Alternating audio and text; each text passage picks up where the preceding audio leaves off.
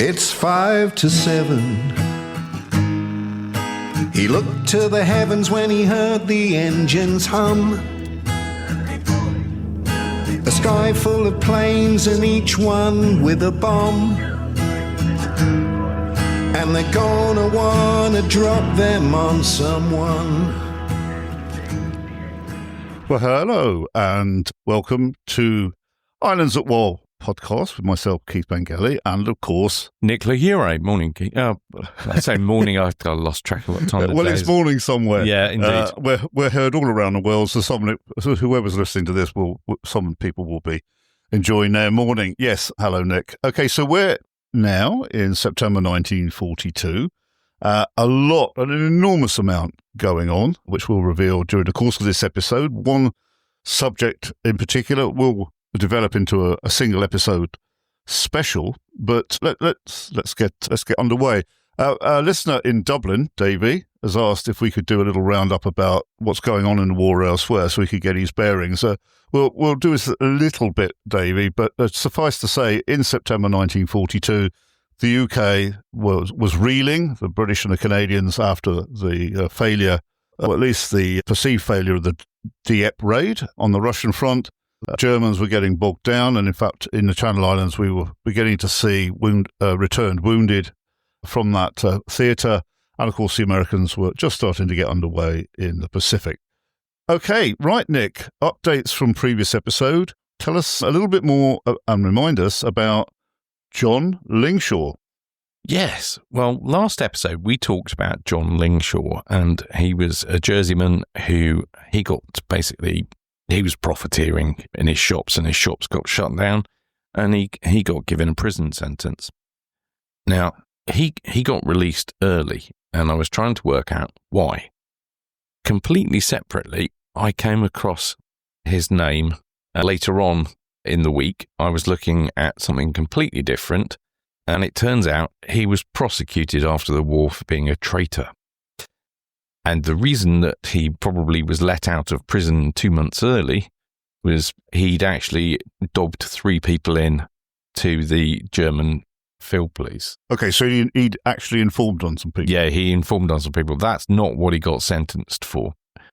He was in Germany. He got hit by the deportations that we're going to talk about in a little bit. Not until February 43, but he was deported. And while he was twiddling his thumbs in one of the internment camps, I can't remember which one he was in, I think it might have been Dawston, he suddenly came up with this plan, well, maybe I'll volunteer to go and broadcast for the Germans. So he started out teaching English to some of the broadcaster staff for the Germans and was dabbling in doing a bit of broadcasting as well. But come the end of the war, the military intelligence twigged who he was, and they'd been making inquiries, particularly in Jersey, about what, did they want them back for prosecution, anybody that had been guilty of something like this. Now, the bailiff of Jersey wrote back to military intelligence, and I've actually got the copy of the file for this.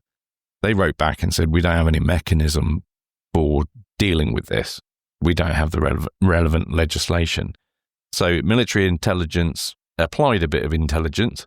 And I see what you did there. And instead of returning them to Jersey, there was a welcome committee waiting for them at RAF Hendon. When they landed at Hendon in the UK, they were promptly arrested. So was he still interned when this was turned up? So on his arrival back from one of the detention camps in Germany to Hendon, there was a reception committee there. Yeah, he'd already been interviewed in Germany, so he knew that they knew that he'd been involved in this. So we get to February 1946, and Lingshaw is up in the Old Bailey on charges of breaking Defence Act and basically being a traitor. His whole defence seems to be based on the fact that he was quite lazy and not very good, which didn't go down very well with Lord Goddard, who was presiding over the trial, who basically turned around and said, I don't really care if you were lazy and not very good, you were still a traitor, and the law doesn't take into account that if you were a lazy traitor, So he got 5 years hard labour for that. At the same time, there was a lady from Jersey called Pearl Varden who had been broadcasting quite prolifically for the Germans. From where? From Germany, Luxembourg, and then later on in Germany. And she had the same thing happen to her, but she only got 9 months. There was a feeling that the judges were going easy on women in these types of cases. They weren't being as strict, so they got shorter sentences. So John Lingshaw, then, was he actually a Jerseyman? Or was. Okay. So we don't know, had he not been met at Hendon, whether he would have possibly just disappeared, not gone back to Jersey. We just don't know that. Do we know what happened to him after he's served time? Yeah, he wasn't, to say he was a lazy traitor, effectively, he wasn't much better in business. He started a couple of businesses and went bankrupt in 1959. But did he return to Jersey at all? No, he lived in Sheffield. Okay. And then Pearl, what was her backstory? Sorry, I'm throwing that at you. No, it's fine. Her backstory, very briefly, was that she had a German boyfriend. He was worried that he was going to be sent to the Russian front. They got to the point where it was the end of 1943, and they were actually both concerned that if he got sent back to Germany, then they might be separated.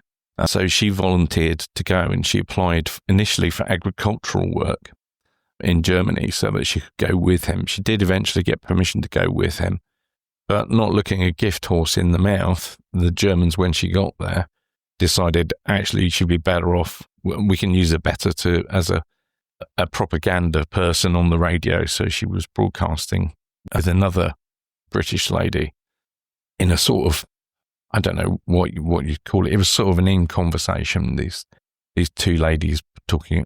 Almost a podcast. Yeah, pretending to be housewives and talking. I see. It's heavily scripted. Yeah, absolutely. So she got 9 months at the same time.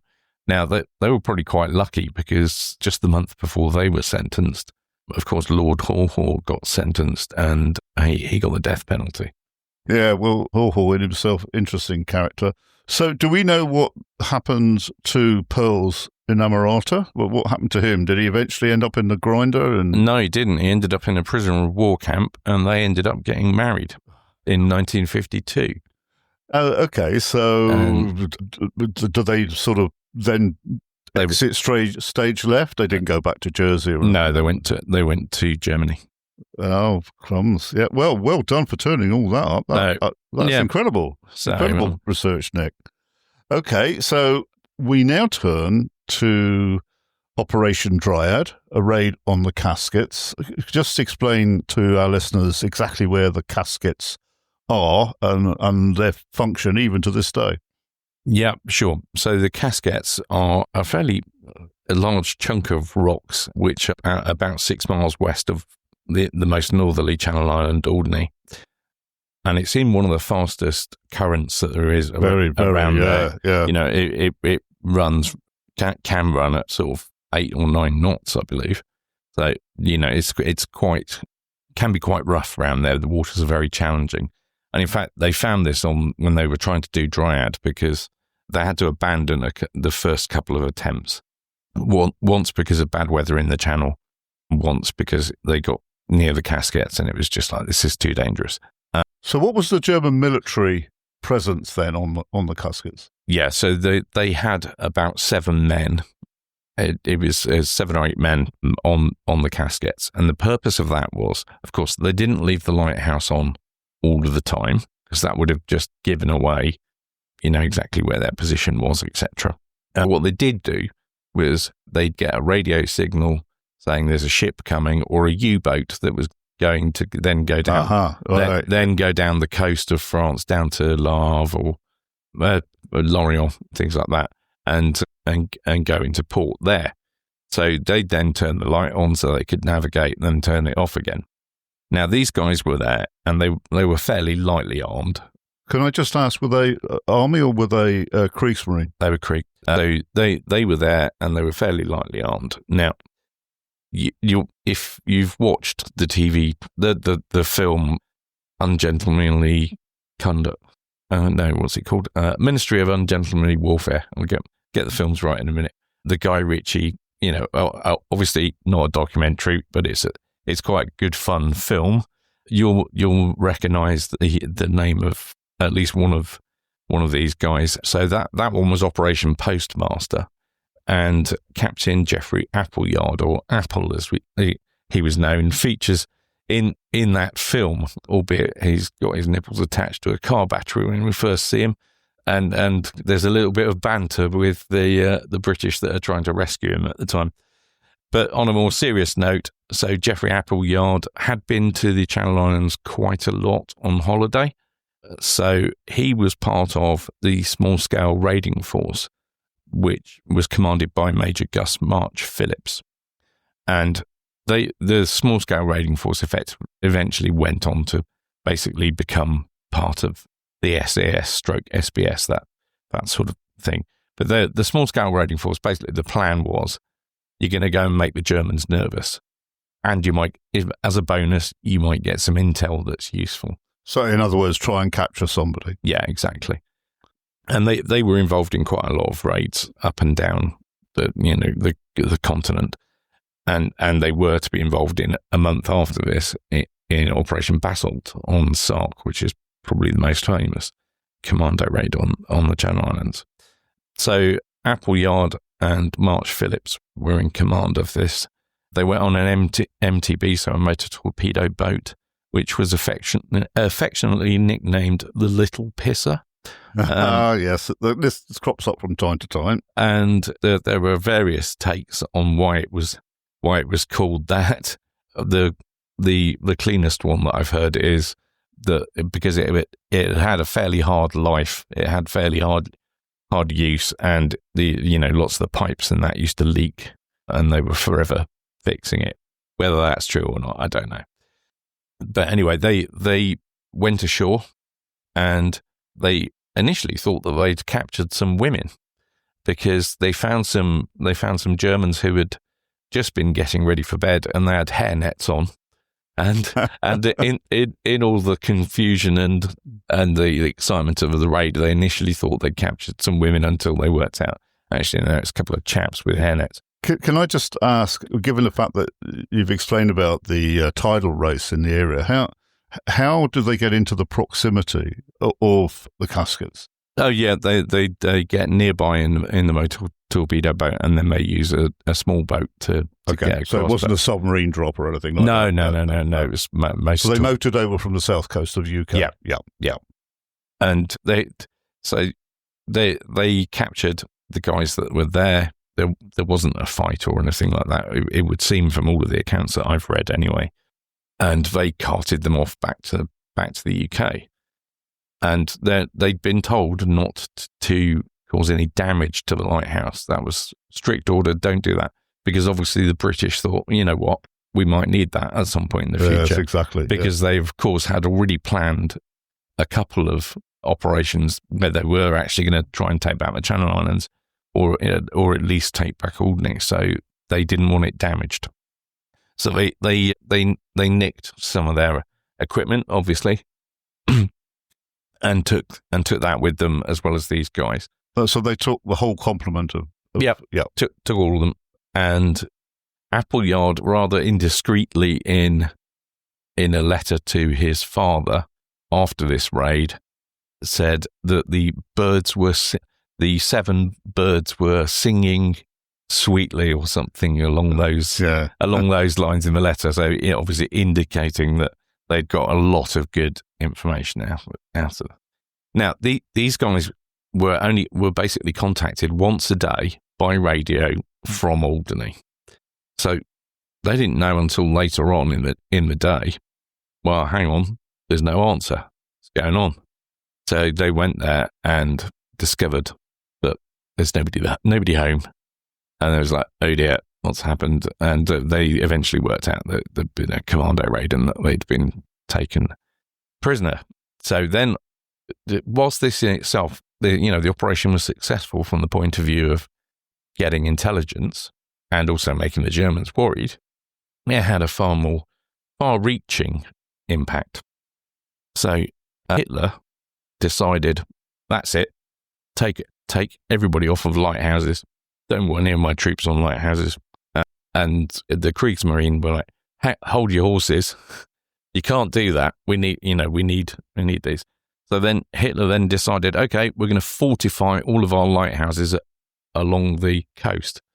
And basically this is not just the Channel Island coast. No. This is the Atlantic coast. Yeah, basically the Atlantic Wall. Where any lighthouses that are manned, well, we're gonna really beef up the amount of people. So in the case of the Casquets, they stuck 30 people on there. Ah, okay, yeah. Again, all Kriegsmarine, to your knowledge. Yeah, they were. Although there's a really good interview with a chap called Helmut Luck, who was a German who was based here. He was a German signaller who was based here. And he said, they weren't the ones that they sent to the lighthouse weren't that great. They weren't proper Kriegsmarine, is how he describes them in the interview. He didn't think they were particularly good, but there were 30 of them, and they did put some heavier weapons on there. Yeah, just so listeners, Kriegsmarine's German Navy as opposed to German Army, so that just clarifies that. Yeah, absolutely. Probably actually, while we're talking about this as well, a name that you probably will mean something to some of our listeners, and probably to you, Keith, as well, is that the chap who acted as pilot for the boat so that they could actually negotiate all the rocks was a chap called Bonnie Newton. Ah, yes, Bonnie Newton. Who was well known throughout the Channel Islands for his boating activities. I meant to mention that earlier. So the Germans were then obviously very nervous, and Helmut in his interview says, when he's specifically asked, how did this raid make you feel? And he pauses and then says, how you say in English, we were, shall we say, pooping ourselves. Because they were really worried, because, even on the Casquets, you're like standing there, okay, there's another 30 guys there, but if you're on sentry duty, they might not see you if a commando comes up the rocks and grabs you quickly, and he might kill you or cart you off. And they were really worried that they wouldn't be treated in accordance with the Geneva Convention. Yeah, I mean, it's one thing, I think, to sort of go into action knowing what you're pretty much up against, but waiting around for a dagger in the back, commandos being what they were, I can imagine he was well afraid. Did the departing commandos on Dryad, did they leave something behind, or was that something? No, that was well, there is some talk that they left a helmet, but I thought it was a newspaper or something. Yeah, like that. No, that what you're thinking about is Operation Huckabuck, which was a raid on Herm later on, where they left English cigarettes, and I think they left a newspaper as well. I think that was to sort of say, listen, this is a military operation from the UK as opposed to civilians. Nothing to do with the civilians. Yeah. So they got quite a lot of information out of that. But as I say, they rearmed with a 2.5 centimeter pack, 5 machine guns, and a much larger crew. But Helmut, in his interview, says it had its ups and downs. One, he didn't like being there because he was worried of there would be another commando raid. And, you're stuck on a rock in the middle of nowhere. That was the other big downside. Although he did go on to say the only upside, as far as he was concerned, was that he ate very well. They had lobster and all sorts of stuff for the 3 months that he spent going backwards and forwards. He did it. They'd do a few days on the Casquets and then they get taken off. Yeah.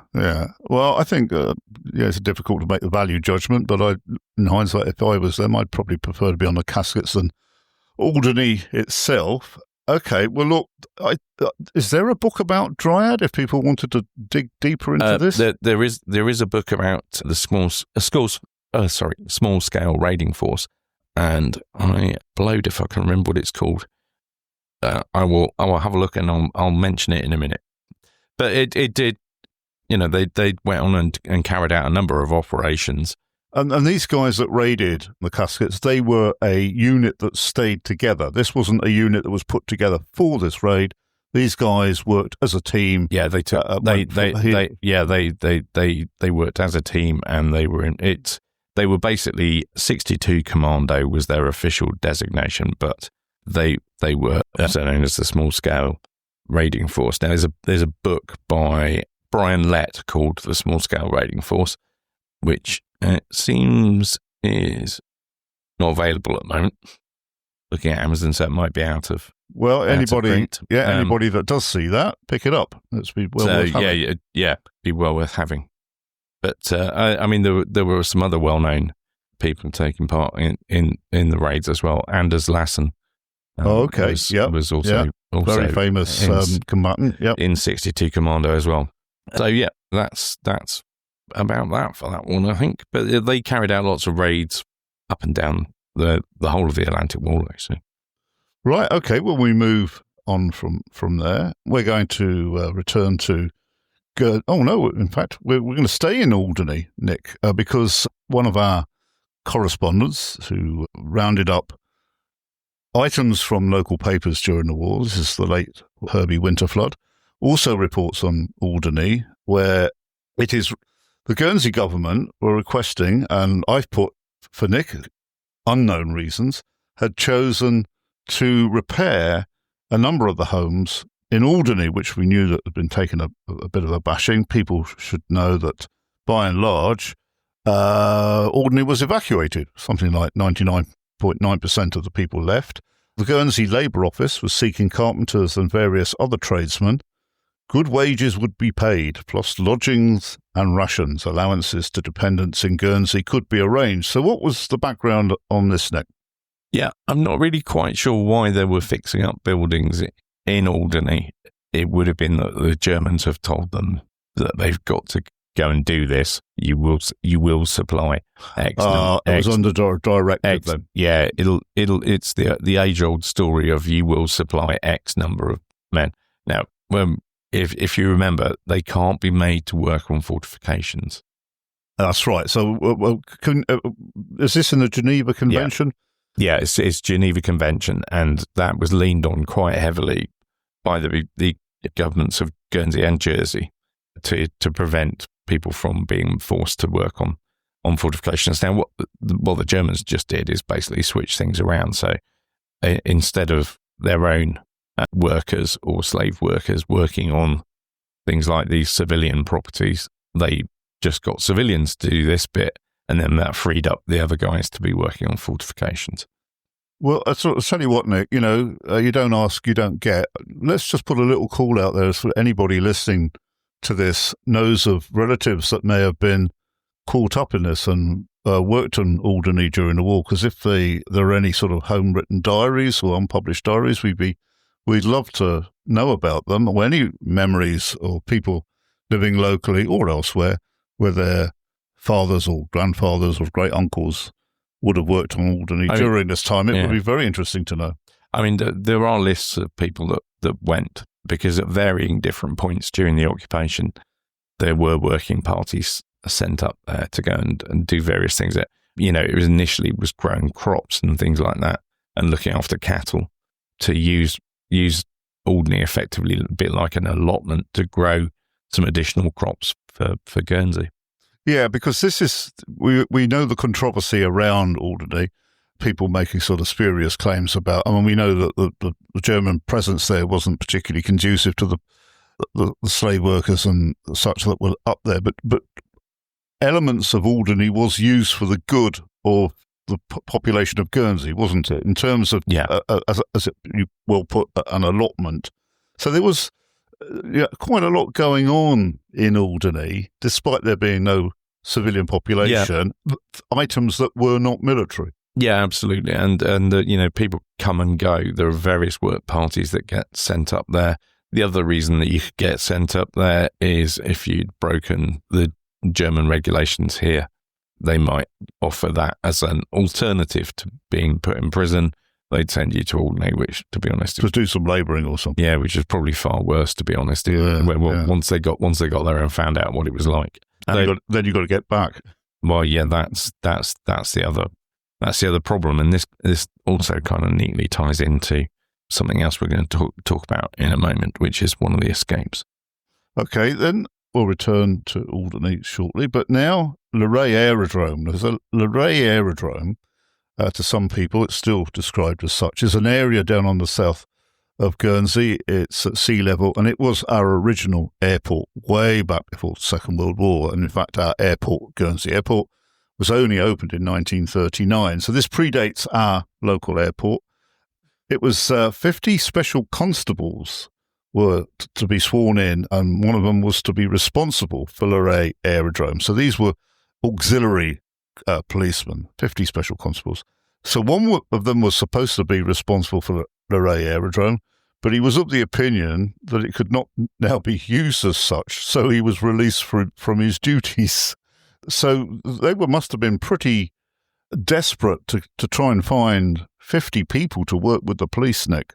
Yeah, they were pretty desperate for policemen, because you've got to remember that, all of the police got pretty much most of the police force got locked up. Not much before this, 6 months previous. So really, this spun out of that, really, didn't it? Yeah, they had to go on a massive recruitment drive to basically get whoever they could. So these people presumably would have been given passes and a beat to work at night and just be present and like items like that, really, just foot soldiers, just plods, really. Yeah, absolutely, and just out there to prevent any anybody doing any sabotage or anything. Yeah. And you also saw as retaliation for any V signs and stuff like that, they'd make people go and do patrols, etc. Okay, moving on to education, and this is on Guernsey. The Education Council in Guernsey decided to train teachers locally and invited women that might be interested to write to the council in the first instance. So I think you've got something on that subject. Well, more around, obviously, all of the teachers, or a large number of the teachers, had gone during the evacuation. Of course. Because the schools had evacuated, so there were very few qualified teachers left on the island. So, they had to get teaching staff from somewhere for the children that remained. So this was part of that drive. And a bit like the nurses, they couldn't just go and pluck, a fully trained nurse out of thin air. So these people had to kind of learn on the job.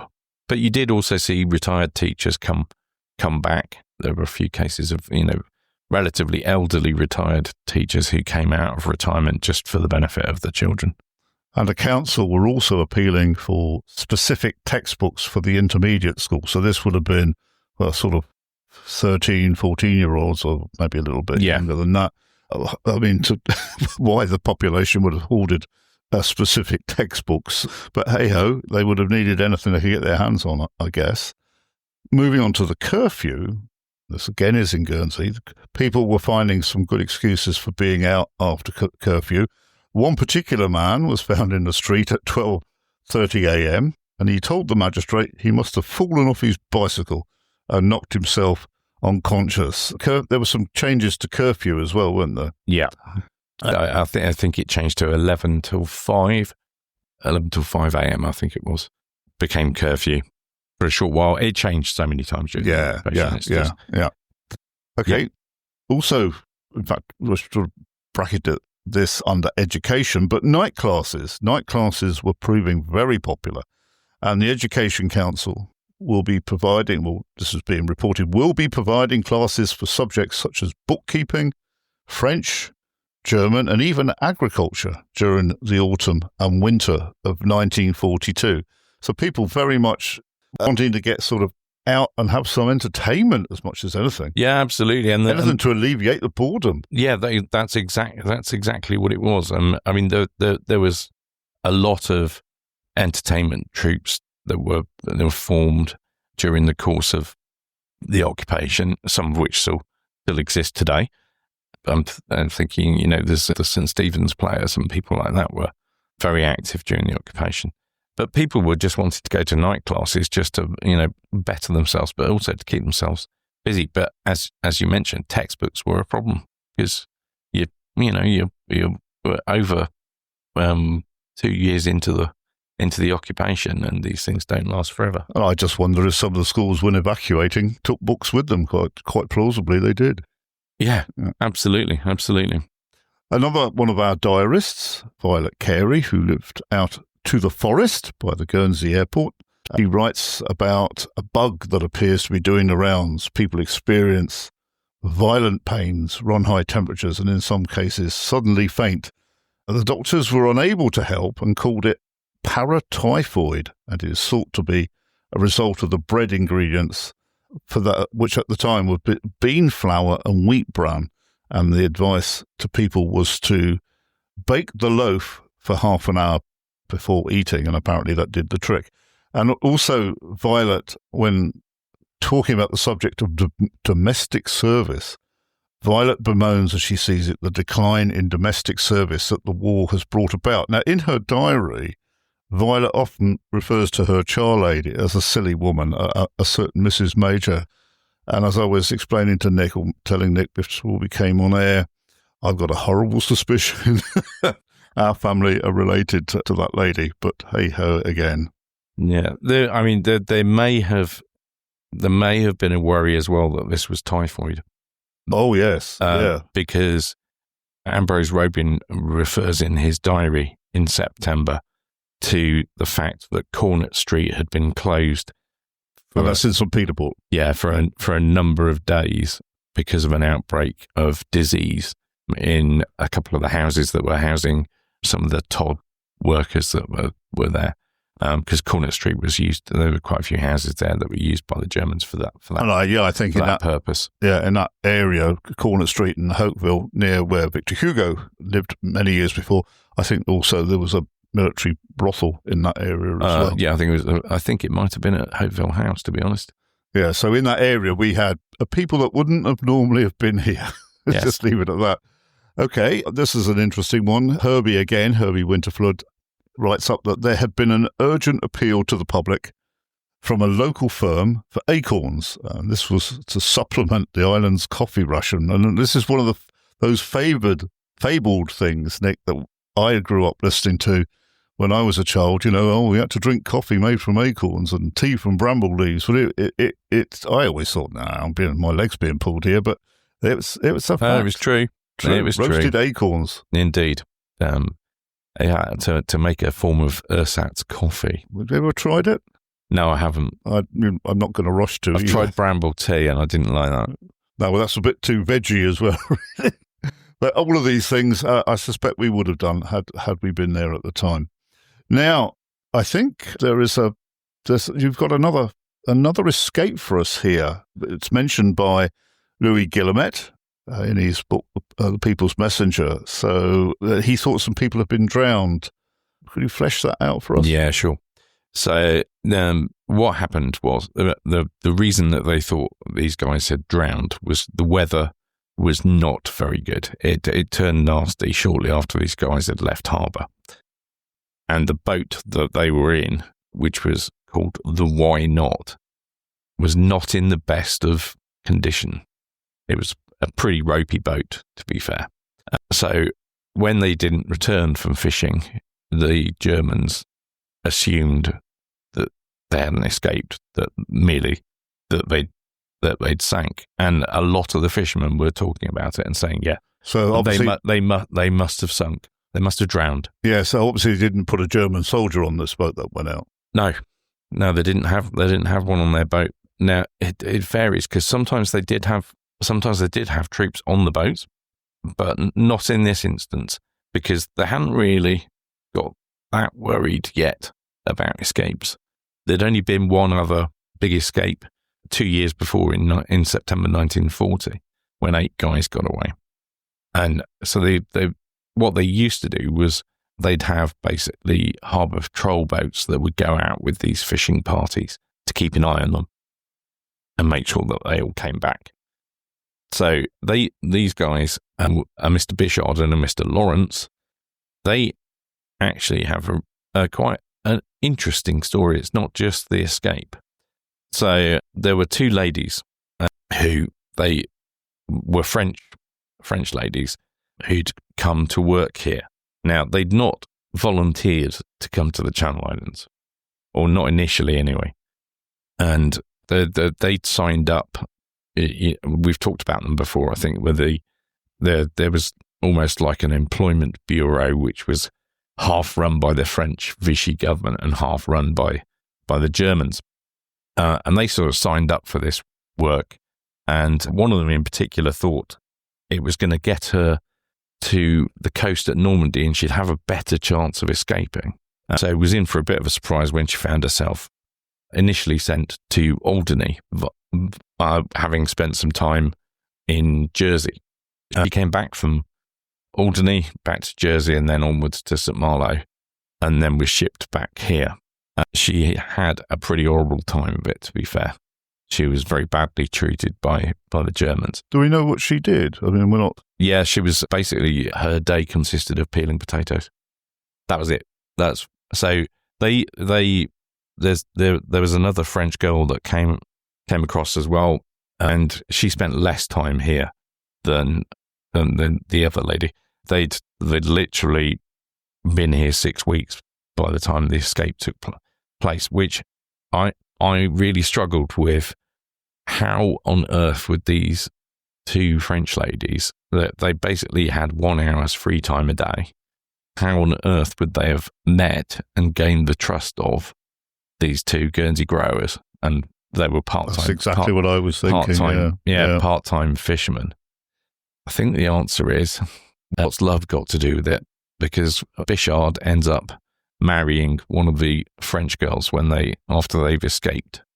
So I'm guessing there might have been some romantic reason, they marry? because otherwise it would have been very dangerous to give this information to these two women at work for Organisation Todd, for the Germans, to tell them that. I mean, it was dangerous enough to tell anyone that you were planning on escaping.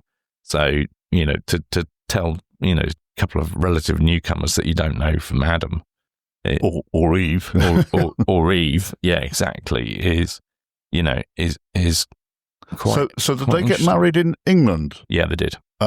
Do we know if they came back to the islands? Have you researched that? I haven't looked at whether they came back, but I will check. But they did make it onto the front page of some of the British newspapers, but not until much later on in the war, because they were obviously trying to keep quiet about some of the escapes and stuff like that. But it had a headline something like "Girl fools Nazis into letting her listen to the radio." So basically, she basically used to get the Germans to let her listen to the radio, and she taught them into that. Now, the reason that they wanted to escape, well, one of them had already decided she wanted to escape from France in the first place anyway. The other lady had been, as I said, extremely badly treated. I mean, you basically sexually harassed, I think is the politest way of putting it. And going back to the official brothel or whatever, of course, the people who worked for Organisation Todd, who were overseeing the works and stuff like that, were not permitted to go to the brothels. So, of course, and the other thing was that they also took the view, because most of the women that were in the brothels were French and been brought over, or other nationalities, but predominantly French. And the Germans took the view that, well, that basically all of the French women were prostitutes, and therefore just tried to help themselves. So they'd had a pretty horrible time of it. But Lawrence and Bichard decided they were going to escape. So they obviously couldn't be seen with these two French women getting on the boat in the harbour at St. Sampson's. That would have been a bit, or down at Bordeaux. That would have, kind of given the game away that they were up to something. So these two women actually went down to Bordeaux, and they went purportedly they were looking for carrageen moss, which was used as a setting agent for things like jellies. Yeah, this is a seaweed. Yeah, it's a seaweed, albeit it's called carrageen moss, and it was used throughout the occupation. Now they fooled the Germans into thinking that's all they were doing, and what they did was they went round the back of there's a rock there. I think it's called the VA rock. It's the old rock or whatever. It's quite a big one. It's reasonably far out. You can get to it on low tide. They hid round the back of that, and then waited for these two guys to come and pick them up. And then they were lucky, because what happened was fog came down as they were after they'd been picked up, and that kind of concealed their departure, shall we say. They were also very lucky when they got to the other end. I mean, they spent 57 hours in a 16-foot boat. Bearing in mind this boat was not in very good condition, and you've got to go through, round Alderney, negotiate by the Casquets and things like that. It's not great. But when they got to the UK, they ended up in Weymouth, but they were taken under tow. They were taken aboard a ship. Their boat was taken under tow, and it just fell apart while it was being towed. Okay, so they were extremely lucky to get to find that ship, presumably, and be safely taken on board. This story, Nick, this factual story, it appears in the book. Yes, it's in the book, which is with my publishers at the moment. That's getting its first edit, and it will be winging its way back to me for me to look at their comments. Have you got a title? I have now. Yeah, we've finally settled on a title. Can we know now, or is it under embargo? Oh, I'm sure we can probably say it's going to be called Tides of Defiance. Oh, excellent! Yeah, We really struggled with coming up with a name for it, but we thought that was relatively. And that's coming out. But later on this year. I'm not entirely sure. Okay. Yeah. Exactly when, but I will be. Promoting it like mad, so there's no danger that people will miss it. We will both be promoting it. I'm really looking forward to it. That escapes it. I mean, I just gave a very brief overview of it there. There's quite a lot to talk about on that one. So, yeah, that's very much in the book. It's an interesting escape. Well, we're looking forward to that. Now, returning to Violet Carey, she tells in her diary of Raymond Fuller. This is the Raymond Fuller, who was editor of the Guernsey Press. Yeah. Editor of the Guernsey Press. He tells Violet that he had heard that a British plane flew over the White Tower at Plymouth and machine gunned it. The plane flew so low that none of the guns could touch it. This is the German anti-aircraft guns on top of the White Tower. Now, this almost certainly refers to Fort Grey, which is situated at Plymouth and is painted white. And it is where I sat whilst writing the scripts up for today. I was actually sat there in the next to the White Tower, as that's where I do my seasonal duty for Guernsey Museum. And so it was caught up short when I read this. Thinking about it, we're mixing up our Fullers there. Raymond Fuller was the chap that did a lot of the buying of. Oh, sorry. Stuff. Yes. You're thinking of Frank. Yes. Well, thank you for that correction needed to be made. It just occurred to me. I will tweet a photograph of the anti-aircraft gun situated at the top of Fort Grey whilst this episode airs. So, okay.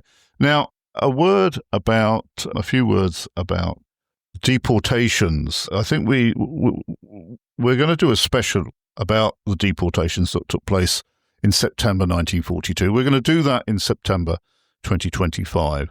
But Nick, could you give a sort of resume of that, so people? I think it's a big enough. It's a huge subject, and it should have some sort of delineation during this episode. Absolutely. So, I mean, this caused a massive, massive fuss at the time, unsurprisingly. Now, what happened was this wasn't in retaliation for any of the commando raids or anything like that. That was not the reason that this took place.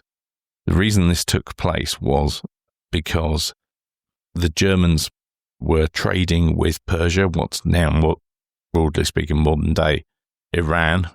Iran was, or Persia at the time, was neutral, but it was actually Germany's largest trading partner.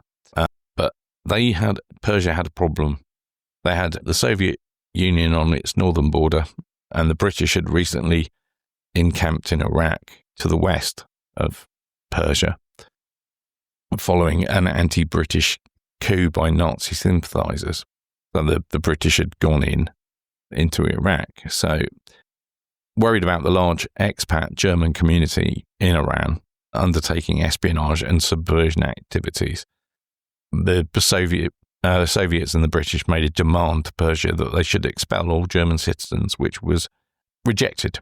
Tried again in the August, and they said no, and this time the Americans were there as well. So instead, the British decided, and the Soviets, right, we're going to invade. So they invaded them, and they interned all men of fighting age. Unsurprisingly, most of the Germans that were of fighting age were faced with the choice of, do we fall into British hands or Soviet hands? Went, British, please. So, they were doing their very best not to end up in Siberia, because that's basically what would have happened. So in retaliation for this, they decided that Hitler ordered a 10-1 deportation from the Channel Islands. So 10 Channel Islanders for every one of these 845, I think it was, people. Now, some of the Germans were actually sent to Australia, and some were allowed to leave. Well, some were allowed to leave Iran, Persia, to go back to Germany? No, it was predominantly Jewish Germans who were either allowed to remain in Persia or were able to go to another country. Yeah. But the remaining men were sent to India for internment. Now, Hitler had ordered this 10-1 deportations, but it was partly because some unfortunate timing, the Swiss government and the Red Cross had made inquiries about whether there should be a prisoner exchange of, people from the Channel Islands that were in prison in Germany who were unwell or, things like that. And they'd quite innocently made this inquiry of the German government about, how are they, where are they? Can we, for the ones that are really ill, can we do something about getting them sent home? So, of course, this reminded Hitler that he had a whole load of British citizens. He'd actually given an order a year before that this was to happen. And for whatever reasons, it seemed to be buried once it got here, didn't it? Yeah, it got buried. If the stuff that I've read, it looks like it got buried by German high command here. Certain officers here decided that they didn't really want to do it because they didn't want to be responsible for this.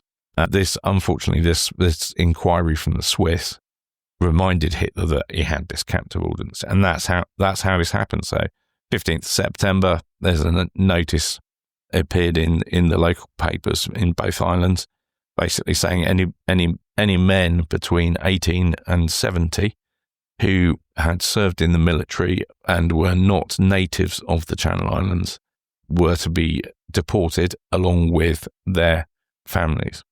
Now, the Germans euphemistically called this an evacuation for their safety.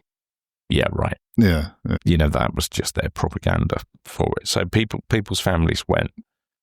You do hear some tales that really reinforce your belief in that there are some really good people in the world. It was a case of a young couple.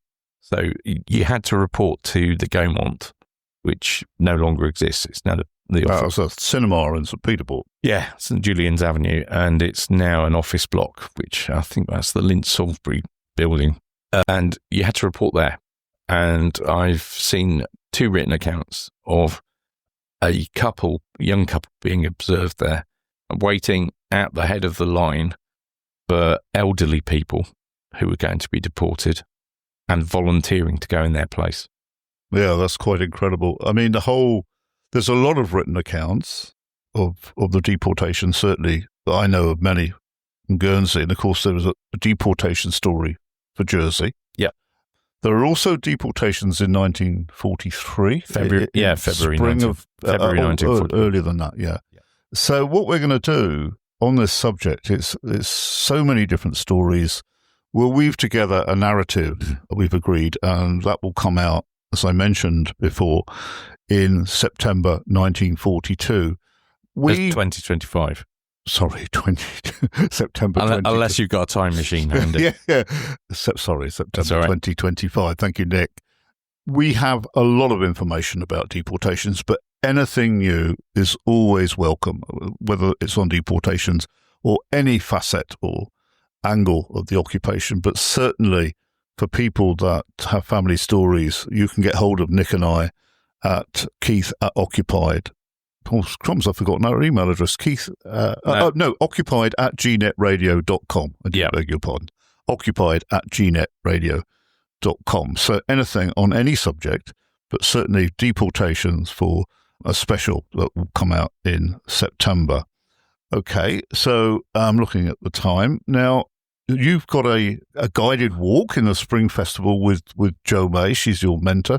Could you give us a few details, dates and subject matter? Yeah, so we're actually doing it a couple of times, but the first outing that's open to the public is on Sunday the 8th of June, which we're doing that. So if you go to the Spring Walking Festival section on the Visit Guernsey website, you can find all the details there of that and a lot of other fantastic tours that are taking place as part of the Spring Walking Festival.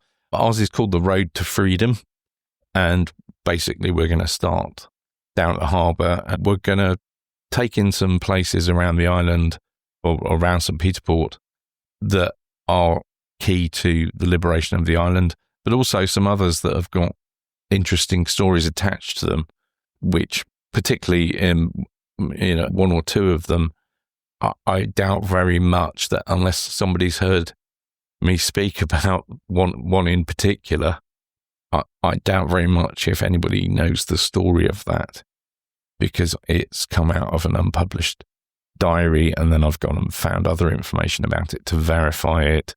So yeah, there'll be something, even if you do know a lot about the occupation, there'll still be hopefully some stuff that you'll get out of it that you don't know. So we're doing that on the 8th of June. So do go and have a look, and you can book for that. You've got a tour as well, haven't you? Yes, on Sunday the 1st of June. Details on Guernsey Walking Tours, www.guernsey-walking-tours.com. It's the story of my family in the occupation. We start a walk in St. Martin's, and we travel between locations where my family lived, and I discuss and explain the stories of my family, what my grandmother went through and people that we lost. And I have many original documents and letters, photographs to show to people on that tour. Booking essential. I have a number of people booked, but there will be places, hopefully. So if you'd like to come on that tour, then go to the same Spring Walking Festival that Nick spoke about, and also, as I say, you can get hold of me at that website or keith@guernsey-walking-tours.com on email. So we're very nearly to the end of the time. Almost at the end of the time. Just briefly, this morning, Katie and I interviewed Jenny O'Brien about the Book of Lost Children. So we'll be putting that out soon as well. We had a jolly good chat with her about her latest book, which is based on real fact, but is a fiction book based on those facts from around the occupation. And people will be able to hear that as an adjunct to our podcast. Yeah, we'll do it put it out under Islands at War. Yeah.